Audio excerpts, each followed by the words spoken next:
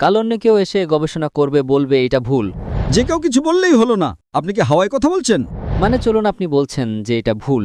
আমি বলছি না, কিন্তু হোয়াটসঅ্যাপে তো 20,000 মেসেজ আসে ভাই। এমন কিছু চিহ্ন দিয়ে দেব যাতে আপনি বুঝতে পারেন।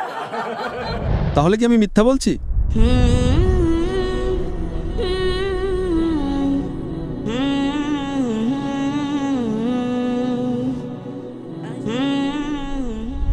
আমার নাম আদিল আমির।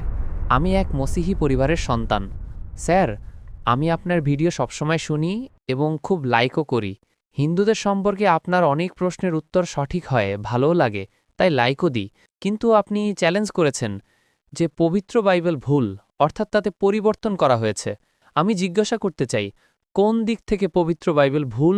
আপনি কি আমার ক্যাসেট দেখেননি? না স্যার, মাফ করবেন। আমি প্রায়ই সাদৃশ্যের বিষয়ে কথা বলি, কিন্তু কখনো কখনো বাধ্য হয়ে আমাদের অন্য বিষয় নিয়েও কথা বলতে হয়। আমি একটা বক্তৃতা দিয়েছিলাম, একটা ডিবেট ইউএসএতে ডক্টর উইলিয়াম ক্যাম্বেলের সাথে। তিনি একটা বই লিখেছেন যে কোরআন মজিদে 38টি বৈজ্ঞানিক ভুল আছে। 8 বছর পর্যন্ত কোনো মুসলমান উত্তর না দেওয়ায় আমাকে ডাকা হয়েছিল। তাই আমি ইউএসএ গিয়েছিলাম, ওই ইউএসএ যে পাকিস্তানিরা যান। আমি যে ডিবেট করতে আর আপনারা যান ঘুরতে, মজা করতে। তো আমি ইউএসএতে গিয়েছিলাম শিকাগোতে, আর সেটার বিষয়বস্তু ছিল বিজ্ঞানের আলোকে বাইবেল ও কোরআন।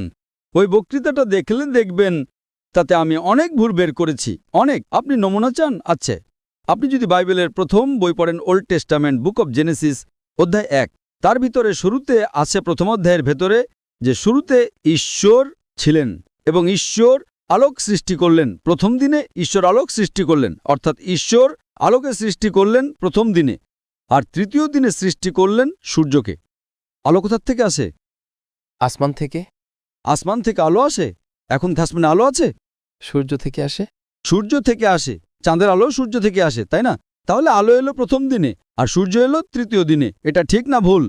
স্যার, আমি এটা বলতে চাইছি যে আপনি বলেন পবিত্র বাইবেল বদলে গেছে। সেটাই তো বলছি। কোন দিক থেকে বদলে গেছে?